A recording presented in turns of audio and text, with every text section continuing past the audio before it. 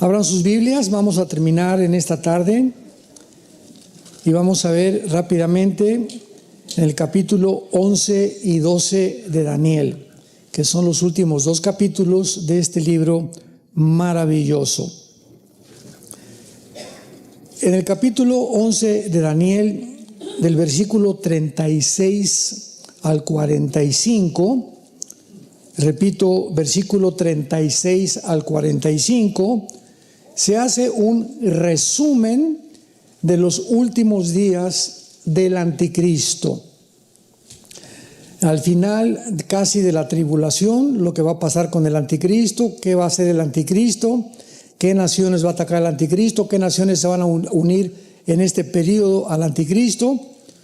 Y vemos en el versículo 40, bueno, el versículo 36 dice, y el rey, pon ahí en tu Biblia, es el anticristo. De aquí al 45 es la persona del anticristo de una forma muy, pero bastante gráfica. El rey hará su voluntad y se ensoberbecerá, se engrandecerá sobre todo Dios. Ahí está ya, finalmente, no hay Dios más que Él. Y contra el Dios de los dioses hablará maravillas y prosperará hasta que sea consumada la ira, porque lo determinado se cumplirá.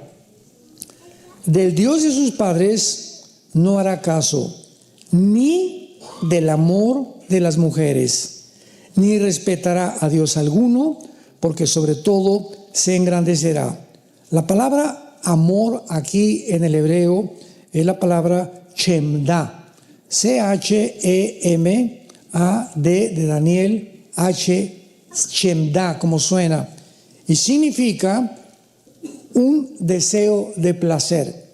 En otras palabras, hay grandísimas probabilidades, de acuerdo a este versículo, que el anticristo sea gay, que el anticristo sea un homosexual.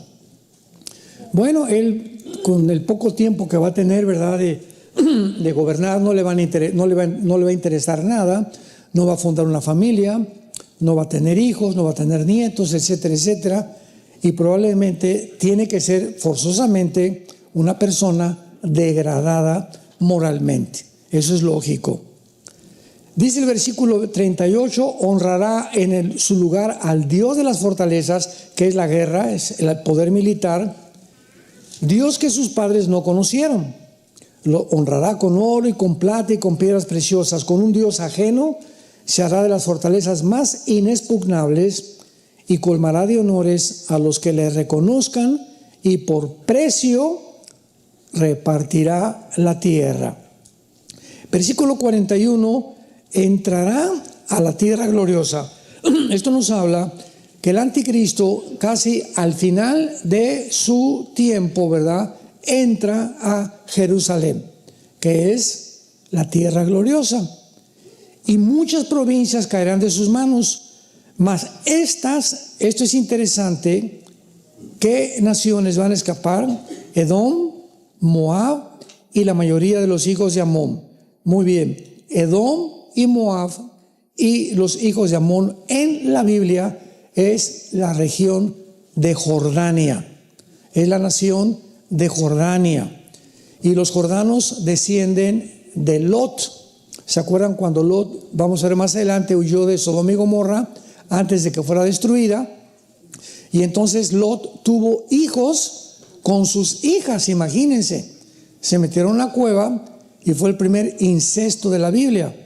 Emborracharon a su papá y las dos hijas se metieron con su papá, y de ahí nacieron esta generación de los edomitas y los moabitas, que fueron maldecidos durante todo el tiempo. Así que esta región de Jordania, actualmente el rey de Jordania, supuestamente que tiene un afecto por Israel, pero bíblicamente el rey de Jordania va a traicionar a Israel. Entonces vemos que el anticristo va a atacarlos, tal vez porque se echen para atrás, pero de alguna manera se va a ir contra la nación de Jordania, por lo que Jordania no formará parte del gobierno del anticristo. Esto es absolutamente seguro. Extenderá su mano contra las tierras y no escapará el país de Egipto. ¿Se acuerdan de Daniel 7? Que vimos que cuando se junten las 10 naciones o los 10 cuernos o los 10 dedos de la estatua de Nabucodonosor, va a derribar, ¿se acuerdan? Va a derribar a 3. Y entre estas naciones, una de ellas será Egipto. Y derribará a Egipto, y los de Libia y de Etiopía le seguirán. Qué interesante que Libia y Etiopía se encuentran en la invasión de Gog y Magog en el capítulo 38 de Ezequiel. Libia y Etiopía aparecen con el nombre de Cus y de Fut, que en el capítulo 10 del Génesis descienden de Cam, que fue el hijo maldecido de Noé. Entonces vemos que estas naciones que forman parte del norte de África, ahorita Etiopía, está junto al Mar Rojo. Y precisamente de Etiopía está Sudán, que también va a pertenecer al anticristo.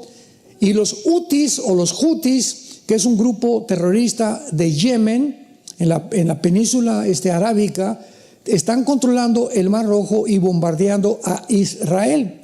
Si cierran el Mar Rojo y si cierran el Golfo Pérsico junto a Irán, viene el caos del petróleo en el mundo, que es lo que muy pronto va a suceder. Entonces, todas estas regiones geográficas tienen conexión con lo que está pasando actualmente geográficamente. Pero noticias del oriente y del norte lo atemorizarán. Y en Apocalipsis 16 dice la Biblia, versículo 12 en adelante, y será abierto el río Éufrates para que pasen los reyes del oriente a la tercera guerra mundial, que ahí aparece con el nombre del Armagedón. Entonces vemos cómo cuando conectamos los versículos, noticias del oriente, o sea, él va a oír estando en Israel, que vienen del oriente, posiblemente sea China, Filipinas, Indonesia, Vietnam, naciones del oriente, que van a venir también a Israel para atacar, y esto le va a atemorizar porque él no tiene idea claramente a qué vienen, pero vienen también a exterminar la nación de Israel. Entonces esto lo va a poner muy nervioso al anticristo, y dice la Biblia, y saldrá con gran ira para destruir y matar a muchos, y plantará las tiendas de su palacio entre los mares y el monte glorioso y santo, mas llegará a su fin y no tendrá quien le ayude. O sea, las tiendas, los cuarteles generales del anticristo estarán entre Jerusalén y el mar Mediterráneo, posiblemente en Gaza. La zona geográfica que se encuentra ahorita en disputa para tratar de poder establecer un doble estado en Israel, los palestinos y los judíos. Y en este momento les aclaro que nunca en la Biblia ha existido una nación palestina. Palestina es un nombre que un emperador romano le dio a Israel para borrar el nombre de Israel. Ahora Palestina. Entonces, ya que llegaron en el 48 los judíos, es Israel. El diablo siempre ha tratado de borrar del mapa a Israel. Entonces, Palestina, nunca ha habido una nación con Palestina. Nunca ha existido un pueblo palestino tampoco. Entonces, ¿de dónde sacaron los palestinos llamarse palestinos? Bueno, la explicación es que antes de 1948, cuando los judíos llegaron a establecer su estado libre e independiente en Israel, había muchísimos árabes en la tierra de Israel. Entonces, estos árabes fueron desalojados, no quisieron quedarse a fundar la nación de Israel y se fueron a Gaza. Y en aquel tiempo, ¿verdad? Pues comenzó Gaza a ser ocupada por Egipto y después Jordania por la Cisjordania. Entonces, todos estos árabes que estaban ahí comenzaron a llamarse palestinos para que las demás naciones árabes les dieran refugio, los judíos, y tuvieran los árabes a un pueblo dentro de Israel, porque Gaza pertenecía a Israel, y pudieran invadir a Israel tarde o temprano. Estos palestinos o árabes en Gaza duraron ahí hasta el año 2005.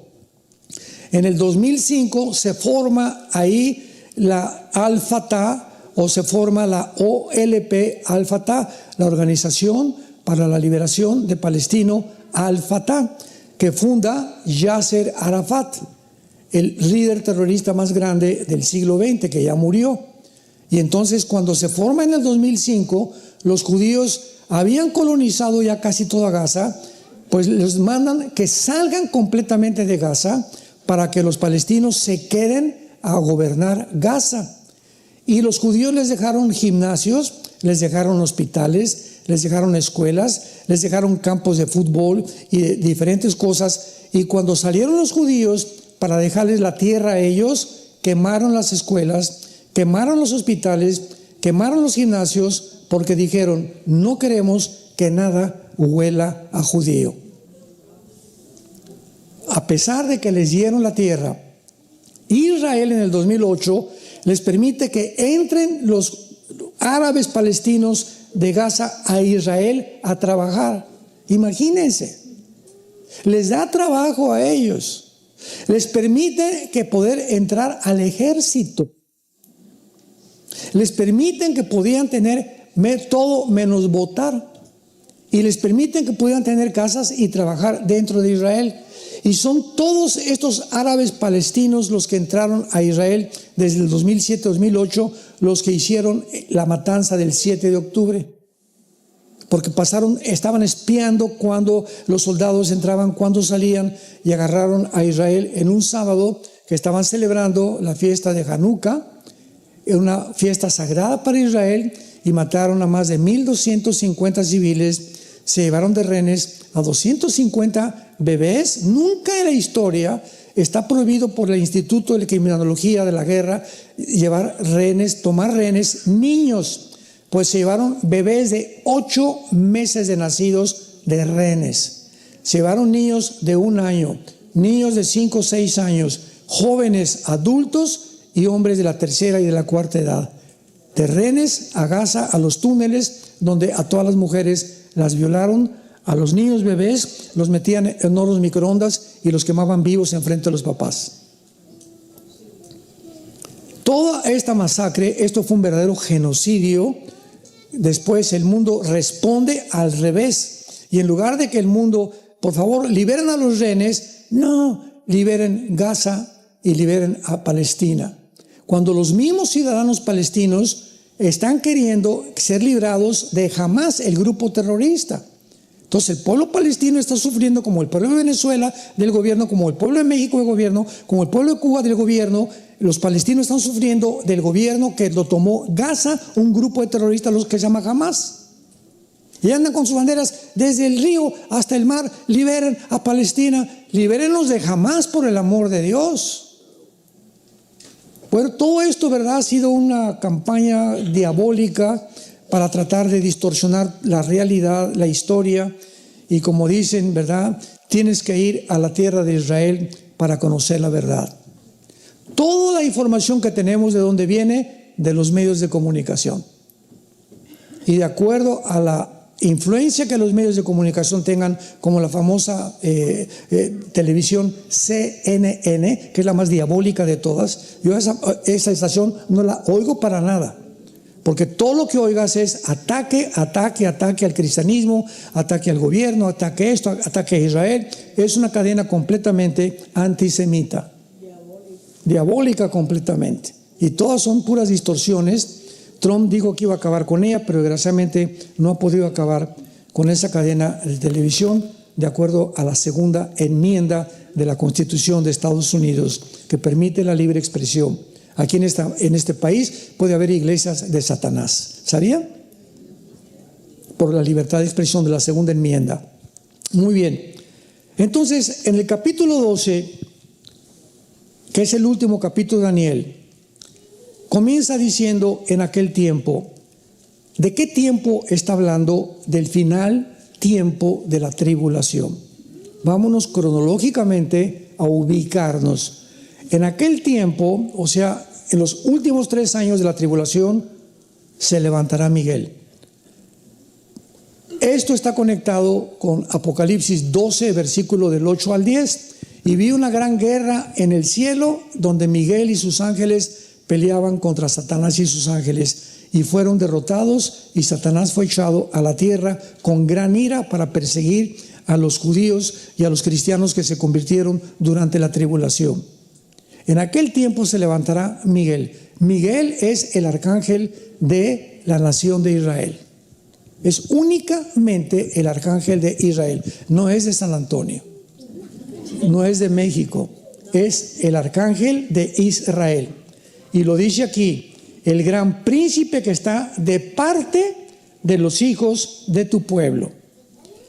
Y será tiempo de angustia. Esta frase, tiempo de angustia, et sará en el hebreo, significa el tiempo o el final de la tribulación, que también lo encontramos en Jeremías 30, del 6 al 8, donde dice: habrá tiempo de angustia para Jacob.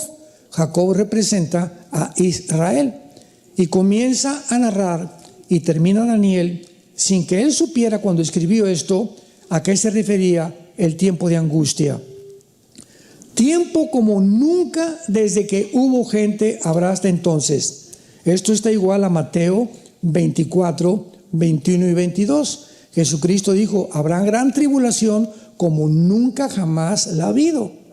O sea, siempre ha habido tribulación, siempre ha habido guerras, etcétera, etcétera, temblores, tsunamis, pero en este tiempo dice como nunca lo ha habido.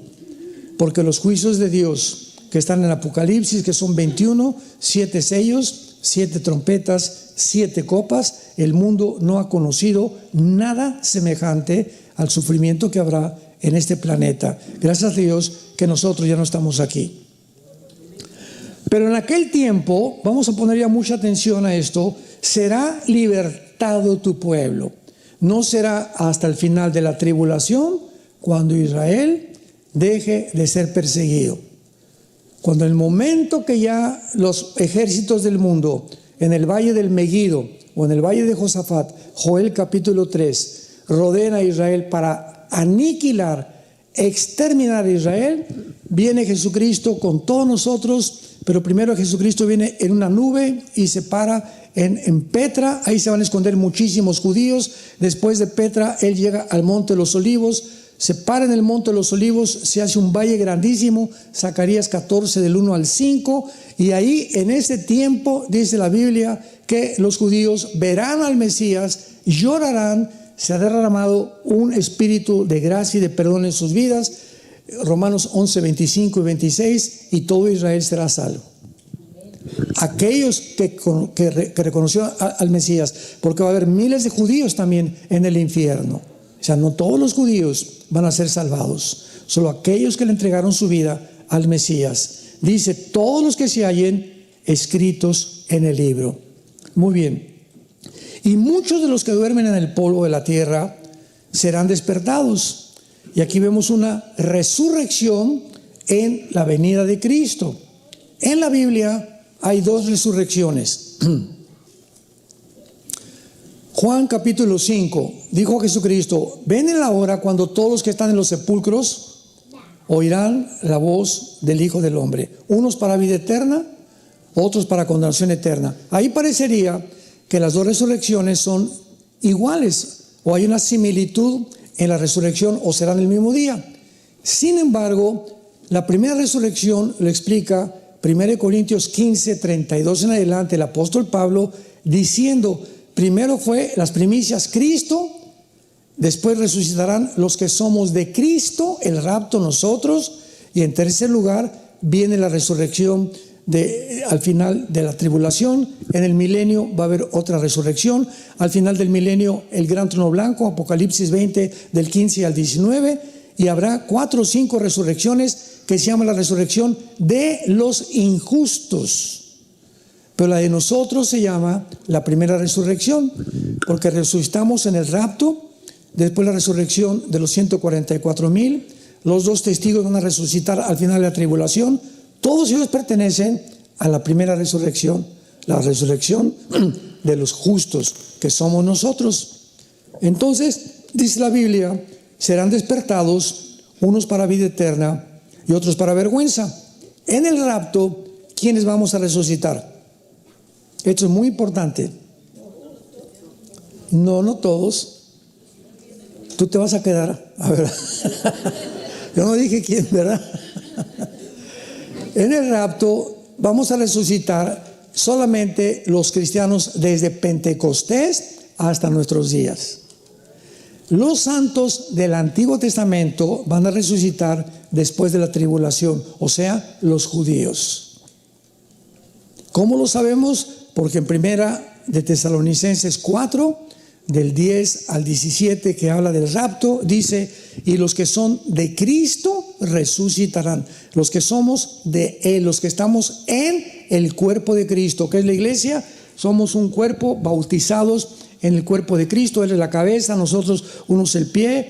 Dice 1 Corintios capítulo 12, otros la nariz, otros la oreja, pero el cuerpo de Cristo se conforma con Él como la cabeza.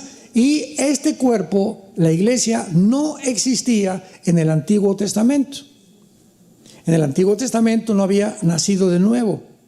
No había, repito, el Espíritu Santo entraba a una persona y se salía de la persona. La iglesia es la morada ahora del Espíritu Santo, habitando entre nosotros. Entonces, desde el rapto a nuestros días, solamente los cristianos que le entregaron su vida y siguieron a Jesús, vamos a ser arrebatados y no vamos a experimentar qué es morir. Porque el rapto era un misterio. 1 Corintios 15, 52, 53. Y aquí os digo un misterio, dice Pablo: muchos que estamos dormidos no vamos a dormir, no vamos a morir. ¿Qué es el rapto? Una generación de seres humanos que no vamos a atravesar la muerte. De repente, ahorita saliendo, mañana, no sé, un mes, un año, miles de personas desaparecieron del mundo. Pilotos que van a chocar porque los aviones, el piloto era cristiano y se chocó el avión. Congestionamiento en las carreteras de tránsito, los hospitales vacíos de bebés, porque todos los bebés y todos los niños menores, ¿verdad?, de 5, 6, 7 años desaparecerán. Jesús dijo: el reino de los cielos, dejar que los niños se acerquen a mí. Los niños le pertenecen a Dios, son los que se van a ir con nosotros. Va a haber una confusión impresionante en el mundo y van a tener que contestar: se los llevaron los ovnis. Va a ser la respuesta de los científicos a la desaparición de millones de personas en el mundo. Versículo 3: y los entendidos, sakal en el hebreo, sakal es la palabra entendidos, que significa los que están, escuchen esto, los que están conscientes de la realidad. O sea, todo el mundo vive una fantasía. Platicábamos del Foro Económico Mundial, que son los mejores genetistas, políticos, diplomáticos, politólogos, ex embajadores y presidentes, creyendo que van a crear una raza superior. Viven, ¿verdad?, completamente peor que marihuanos. Yo siempre les digo, son marihuanadas. No viven la realidad. ¿Quién es la única persona? Porque hay personas que viven, son muy, muy positivas, otros que son muy, muy negativas, y el cristiano no es ni muy positivo ni muy negativo. El cristiano vive en medio. El balance es el estado perfecto del ser humano, y este balance, estar en medio, ni para acá ni para allá, sino en medio, es la única forma que se logra teniendo a Cristo como tu Salvador. Y somos los que debemos de vivir la realidad. Somos los que estamos conscientes de lo que está pasando en el mundo. Y no nos extraña ni nos asusta ya nada. Cayó el dólar, que cayó esto, que el petróleo, no nos asusta nada. La paz que sobrepasa todo entendimiento guarda nuestros pensamientos y nuestro corazón en Cristo Jesús. Porque mi Señor me dice: nunca te voy a dejar, nunca te voy a abandonar. Entonces, ¿por qué te asustas? ¿Por qué temes, hombre? El temor a Dios es lo que nos mantiene tener paz en el corazón. Y da una señal el Espíritu Santo, versículo 4, que en los últimos tiempos el mundo, la ciencia, el conocimiento aumentará. Como ya lo vimos en las conferencias pasadas, el siglo XX fue el resurgimiento completamente de la ciencia nuclear, de las medicinas, se inventó la televisión, los focos, las píldoras anticonceptivas, todo se inventó a partir del siglo XX. Culminó con los satélites de comunicación, culminó con el iPhone el 70, las computadoras, los chips, las iPads y todo lo que estamos ya ahorita en el siglo XXI, que ya ahorita nada nos sorprende, y llegamos hasta la inteligencia artificial, que es lo último que el ser humano va a llegar, donde será usado por Satanás la inteligencia artificial, tarde o temprano, y por el anticristo. Ahora bien, dice el versículo 5, y Daniel miré, y otros dos que estaban en pie, el uno a este lado del río y el otro al lado del río. Daniel estaba en el río Tigris. El río Tigris y el río Éufrates corren principalmente desde Turquía y desembocan en el Golfo Pérsico.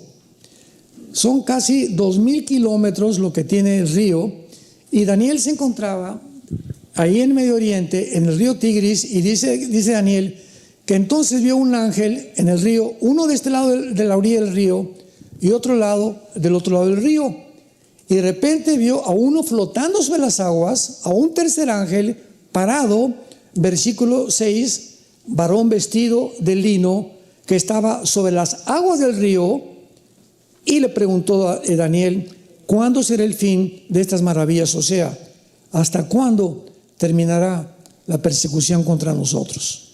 ¿Cuándo terminará su plan Dios para Jerusalén, el templo y los judíos? Y el varón vestido de lino, que estaba sobre las aguas del río, alzó su diestra y su siniestra al cielo. Hizo esto, su diestra y su siniestra. Nunca en el Antiguo Testamento una persona para jurar levantaba las dos manos, siempre levantaban una mano. Nosotros, por ejemplo, un presidente cuando va a jurar, jura sobre la Biblia, ¿verdad? Y nada más pone una mano, no pone las dos. Pero cuando son las dos manos, implica algo sobrenatural. O sea, el que estaba jurando era un ángel del cielo, y confirmaba con levantar la mano izquierda y la mano derecha que lo que va a decir es y viene directamente del trono de Dios. Alzó su diestra y su siniestra y juró. Fíjense nada más, a nosotros se nos prohíbe jurar, ¿se acuerdan? No juréis ni por esto ni por Dios, mucho menos jamás, que vuestro hablar sea sí y no. Y no, te juro por Diosito Santo, te juro por mi mamá. Eso no debemos hacerlo. Si no me crees, no me creas, yo te estoy diciendo la verdad. Es como debemos hablar nosotros entre hermanos cristianos. La palabra es muy importante. Juró por el que vive por los siglos de los siglos, que es Dios, que será, ahí está, por tiempo, tiempos y la mitad de un tiempo. Moed, Moed y Chetzi, que significa tiempo, un año, medio tiempo y la mitad de un tiempo entero. O sea, 3 años y medio. Juró por 3 años y medio. Y cuando se acabe la dispersión o la persecución del poder del pueblo santo, cuando se acabe la persecución de los judíos, todas estas cosas serán cumplidas. ¿Cuándo será el final de la persecución? Hasta que Cristo regrese. Hasta que Cristo regrese, el pueblo judío y nosotros seremos perseguidos. Y hasta ese momento se van a terminar, porque ya reinaremos con Cristo durante 1000 años. Y Daniel contestó, yo oí, mas no entendí. Y le dije, Señor, ¿cuál será el fin de estas maravillas o de estas cosas? Él respondió, anda, Daniel, estas palabras están cerradas y selladas hasta el tiempo del fin. Escuchen lo que dice la Biblia. Nadie va a entender esto, ya lo vimos, hasta la generación que estamos viviendo nosotros.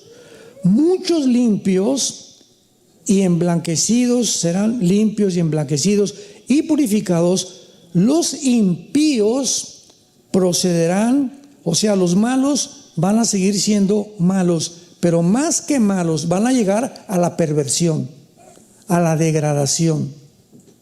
Y ninguno de los impíos entenderá, pero los entendidos, los sacal, comprenderán. Vemos nosotros que en este tiempo en que estamos viviendo, lo que más necesitamos es entendimiento de lo que está pasando en el mundo. ¿quién tiene razón? ¿Los de Hamás? ¿O es realmente genocidio lo que está haciendo Israel? ¿Quién tiene razón ahorita lo que está pasando con Estados Unidos, con Trump en el Medio Oriente? ¿Se venderá Trump a los árabes? ¿Va a traicionar a los judíos o no los va a traicionar? ¿Qué naciones formarán parte del anticristo? Todas estas dudas las hemos visto en este seminario.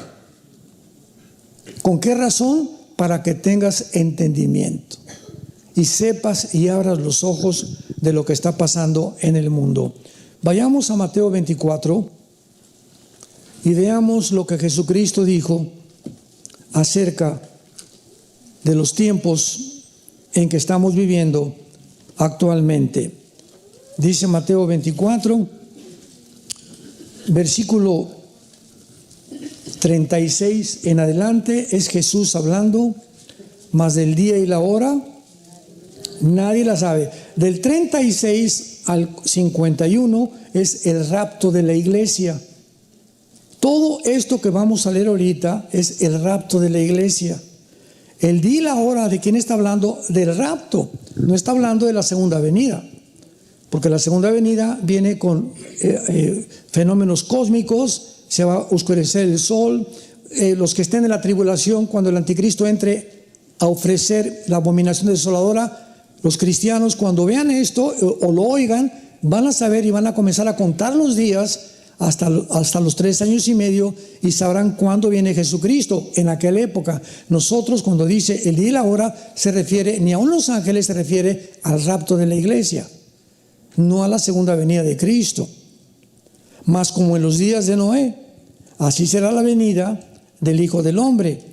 Como en los días antes del diluvio estaban comiendo, bebiendo, casándose y dándose en casamiento, hasta el día que Noé entró en el arca y no entendieron.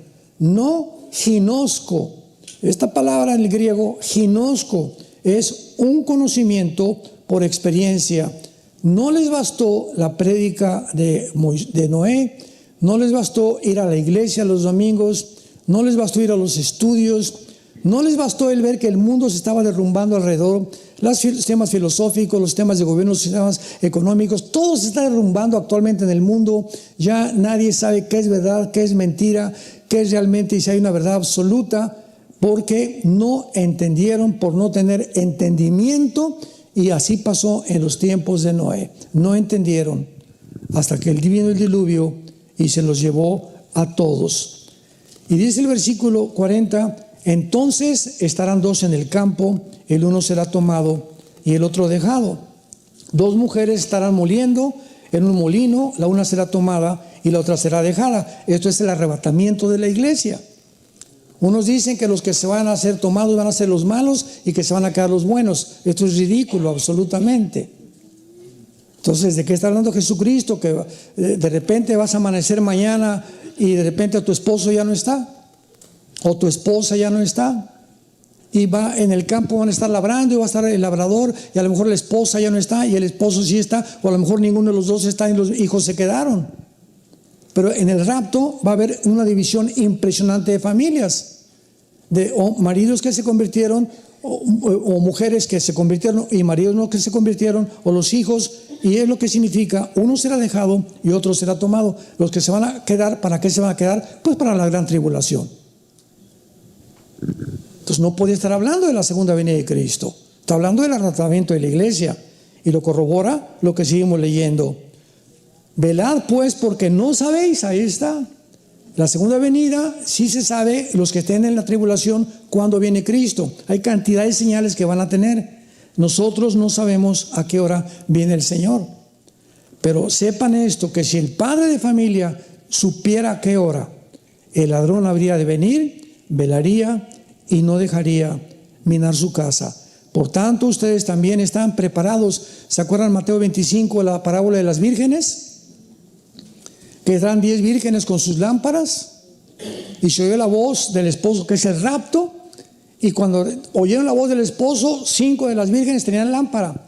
La lámpara, el aceite significa, la Biblia, el aceite, el Espíritu Santo. Entonces estaban 10 mujeres, 10 vírgenes, y la iglesia retratada como una virgen. 2 Corintios 11, como una virgen los desposee para Cristo, dijo el apóstol Pablo. Entonces está retratando las 10 vírgenes a la iglesia. La mitad están con la Biblia, sí tienen la Biblia, pero nunca el diablo es más diablo que cuando tiene la Biblia. Los mormones tienen la Biblia, hay hindúes que tienen la Biblia, hay cantidad que tienen la Biblia y no son cristianos. Necesitas la Biblia más el Espíritu Santo, que es el aceite. Entonces vino la voz del esposo y los que tienen el aceite corrieron y se fueron con el esposo. Y las otras llegaron, ábrenos la puerta. Y dice Jesús algo tremendo que sabemos que no eran salvas. Yo no las conozco.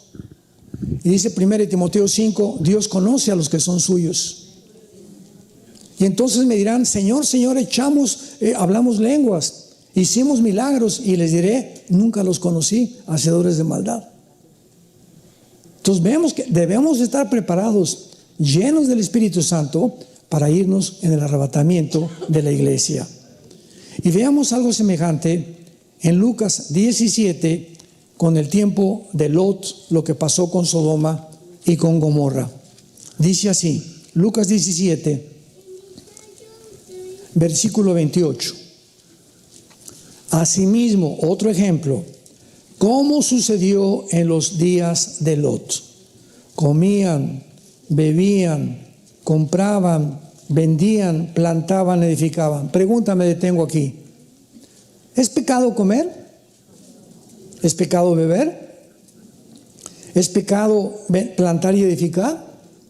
¿Por qué se usan estas palabras que no son pecado como ejemplo de lo que la gente estará ocupada cuando venga Jesús? Porque lo vimos en Mateo 24. Comían, bebían igualmente, plantaban, se casaban. No hay pecado con todo esto, pero dice, no entendieron. O sea, comían, plantaban, vivían, se casaban sin tener en cuenta a Dios. Hay muchas cosas que la gente hace, y yo no peco, pero no tienen en cuenta a Dios, viven sin Dios. Son peor que los ateos. Entonces, no implica muchas veces el ser muy malo para que tú te puedas condenar.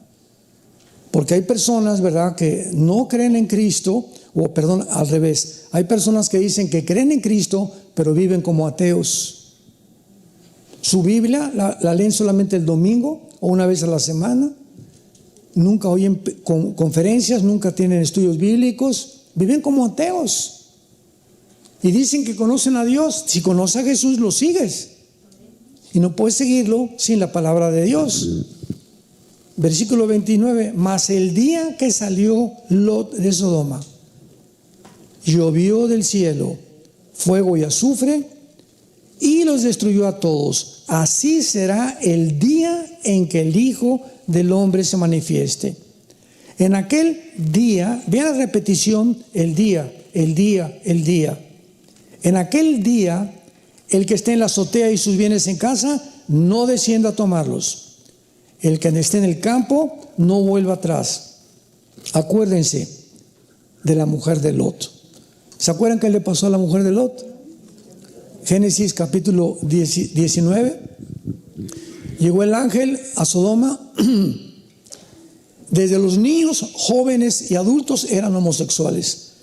Habían ya pervertido a los infantes, los sodomitas. Y cuando llegaron los ángeles para sacar a Lot, le dijeron, vámonos porque Dios va a destruir estas ciudades. Entonces fue Lot con sus parientes, vámonos, y nadie le hizo caso a Lot. Había perdido su testimonio tan grave, Lot, que ni su familia creía en él. Y cuando ya iban saliendo de Sodoma, venía la esposa y las dos hijas y les dijo al ángel, no volteen atrás. Todo esto tiene una teología espiritual, no volteen atrás. Pues ahí van corriendo, saliendo de la ciudad, y la esposa de Lot hace esto. Y cuando voltea para atrás, se convierte en una estatua de sal. ¿Se acuerdan qué significa la sal? En Mateo capítulo 5, ustedes son la sal del mundo. La sal es la que preserva la comida, la que evita que la carne se eche a perder rápidamente. Entonces, mientras el cristiano mantiene su testimonio, estamos salando al mundo. Somos los únicos que le damos sabor a la gente. los que podemos darle sabor para vivir a la gente. Y cuando una persona como la esposa de Lot voltea para atrás, ¿qué significa? Que el corazón de la esposa nunca estuvo en Dios. Ella volteó y quería ver dónde estaba su mundo, su salón de belleza, etcétera, etcétera, sus vestidos, su dinero, todo aquello, porque su corazón estaba en el mundo. Realmente hay cantidad de mujeres y de hombres que no están esperando con ansias. Muchos dicen, ay, pero yo quisiera que venga entre 10 años porque quiero comprar un coche y me falta comprar una casa y quiero ver a mis hijos, a mis nietos crecer. Por el amor de Dios, hermanita, hermanito, ya crezcamos, ya seamos maduros. Cuando vamos con Cristo, tus nietos van a estar mejor, vamos a tener mejores cosas. Si tu corazón está en este mundo y tus ojos están en este mundo y en las cosas del mundo, es porque no amas a Dios. El que ama al mundo no ama a Dios. Almas adúlteras, ustedes aman más a Dios, al mundo que a Dios. Dice Santiago, 1 de Juan capítulo 2. Y si tenemos ese concepto de la vida, dice, acuérdense la mujer de Lot, o sea que cuando venga Jesucristo va a haber muchos cristianos con su corazón y su mirada en el mundo. Se van a quedar. La esposa de Lot no salió, ahí se quedó congelada, como una estatua de sal, como un ejemplo para antes de que venga Jesucristo. Ahora, si la Biblia está comparando dos épocas,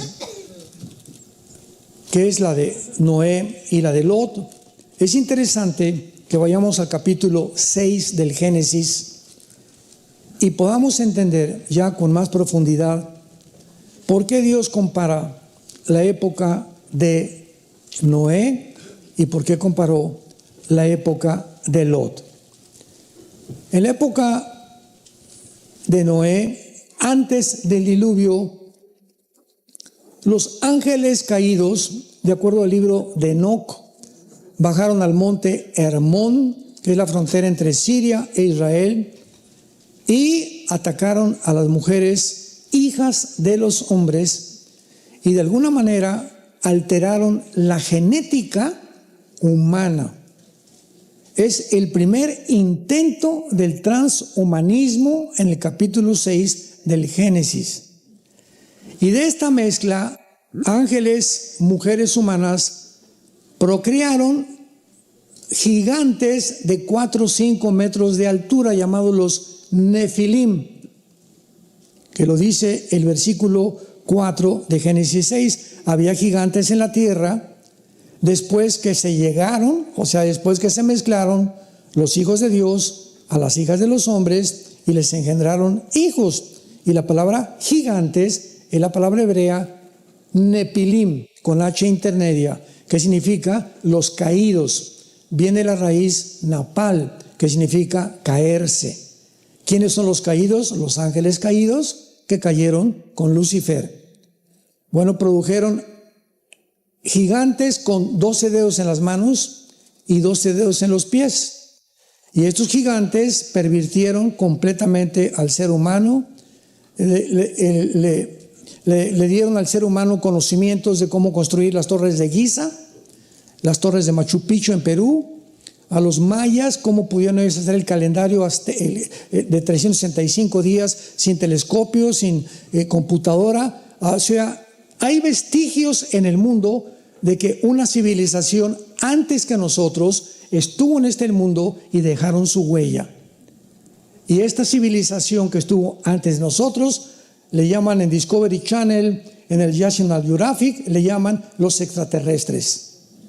Que de alguna forma fueron extraterrestres, pero son los ángeles caídos que habitaron el mundo durante 1000 años antes del diluvio. Pero vean ustedes las características en el versículo 6 de esta generación. Génesis 6:5. Vio Jehová que la maldad de los hombres era mucha en la tierra y que todo designio de los pensamientos del corazón de ellos era de continuo hacia el mal. Versículo 11 y 12. Y se corrompió la tierra. Esta palabra corromper es la palabra hebrea sachat, sachat con S de Samuel y CH, sachat, sachat se pronuncia, que significa corrupción moral. Moralmente, la raza humana estaba como en el tiempo del siglo XXI, sobre todo con la administración pasada en Estados Unidos de los demócratas que propagaron el movimiento LGTB, que a los niños se les enseñara la ideología de género en las escuelas desde los 5 años de edad, que se autorizaran todas las clínicas de aborto en Estados Unidos. Nunca la degradación moral en este país había llegado como la administración pasada. Se corrompió la tierra y estaba la tierra llena de Hamás. De Hamás. ¿Qué significa la palabra Hamás? El nombre del grupo terrorista de Gaza significa violencia. Qué interesante. Y estaba la tierra llena de violencia. La palabra Hamás en el hebreo.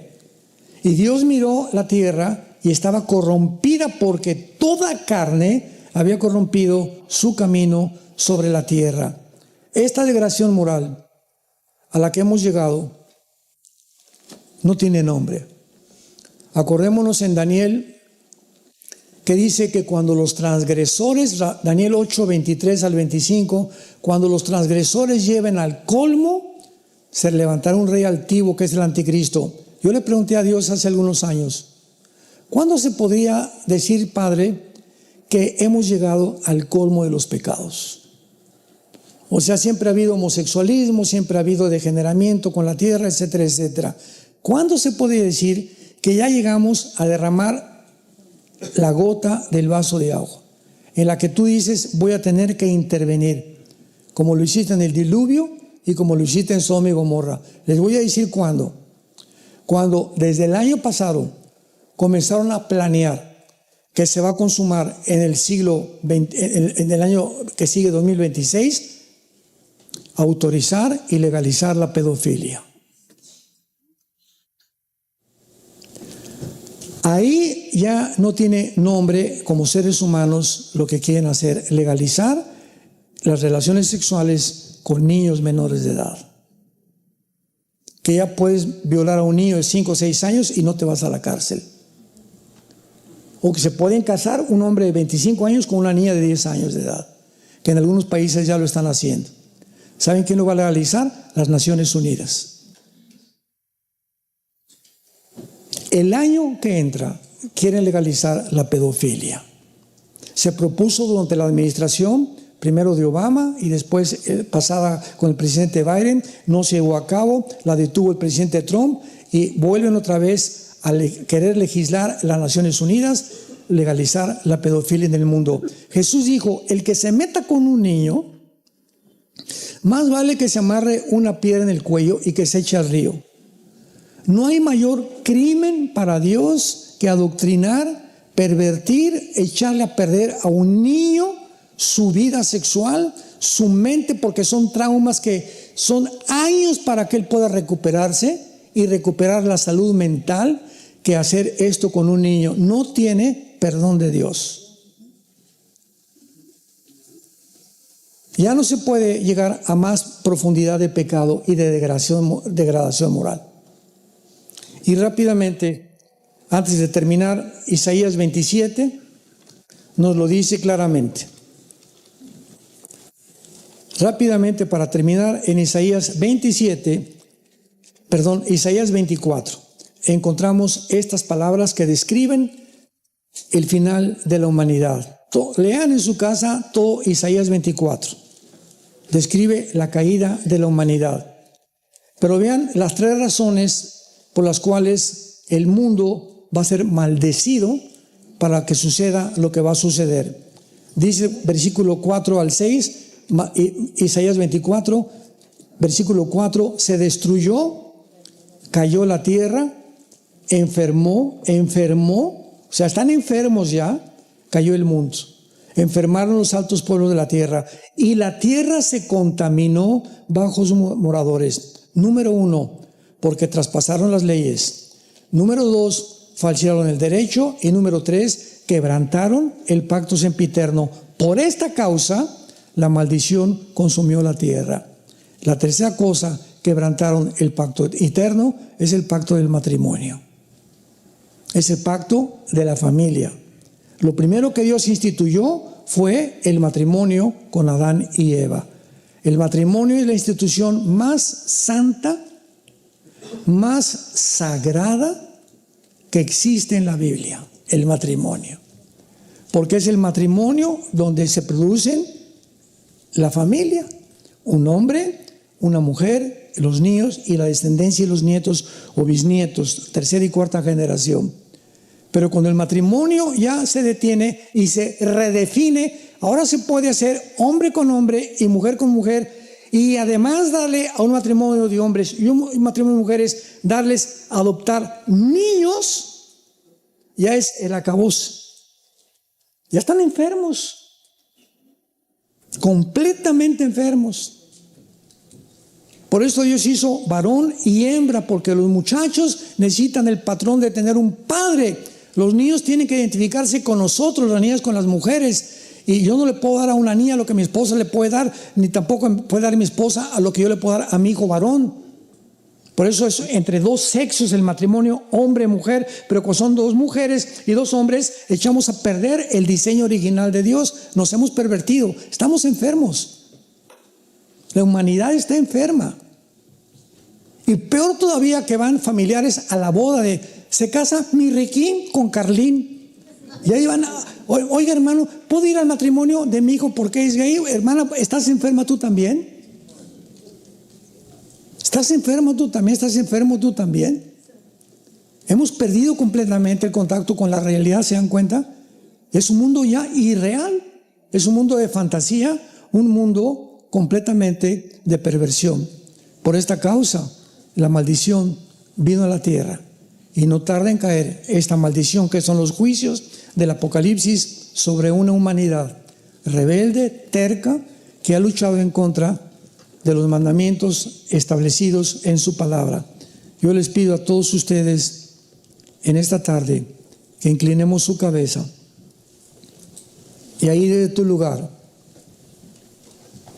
La Biblia dice, mas Dios muestra su amor para con nosotros, en que siendo aún pecadores, Cristo murió por nosotros. El que no conoció pecado, por nosotros se hizo pecado, para que nosotros fuéramos hechos la justicia de Dios en él. Mas él herido fue por nuestras rebeliones, despreciado y desechado entre los hombres. Como que escondimos de él el rostro, fue menospreciado y no lo estimamos. Mas ciertamente él llevó nuestras enfermedades, nuestros dolores, y el castigo que merecíamos fue puesto sobre el Hijo de Dios. En esta mañana, Dios te dice, te amo. Dios nos ama. Pero hay algo que ha impedido que tú te acerques a Dios y que Dios también se acerque a ti para vivir en tu vida. La Biblia le llama el pecado. Este pecado Cristo lo quitó de en medio, y cuando recibes a Cristo en tu vida, Él abre el camino por medio de su sangre hacia la cruz. Porque fue en la cruz donde Dios se encuentra con el ser humano pecador, gracias a la muerte de su Hijo Jesucristo. ¿Qué tengo que hacer? Me preguntarás, para en esta mañana salir de este lugar con Jesucristo en mi vida. La Biblia dice, número 1, arrepiéntete de tus pecados. Reconoce que en este momento tu vida vive en pecado, que eres un rebelde, eres una rebelde contra los mandamientos de Dios. Y así, con toda tu rebelión y con todo tu pecado, cree que en la cruz la sangre de Cristo nos limpia de todo pecado, y que a los 3 días resucitó de los muertos para darnos la esperanza de vivir con Él por toda la eternidad. Y dile estas palabras simplemente, que salgan de tu corazón. Señor mío y Dios mío, perdóname. No soy la persona que tú quieres que yo sea. Creo que en esa cruz pagaste por mí con tu sangre preciosa. Ahora te pido, yo pecador, que no merezco nada más que entres a mi vida y que por tu gracia me laves con tu sangre de todas mis maldades, de todos mis pecados, y me des el poder de la corta vida que me queda, vivirla para ti. Ya no quiero vivir para mí, ni para mis pecados, quiero vivirla para ti. Te pido, Señor Jesús, que en este instante entres a mi vida. Te abro mi corazón para que entres como mi Señor y mi Salvador. Gracias por darme la vida eterna y gracias por perdonar mi vida, porque ahora la viviré para ti. En el nombre de Jesús. Amén.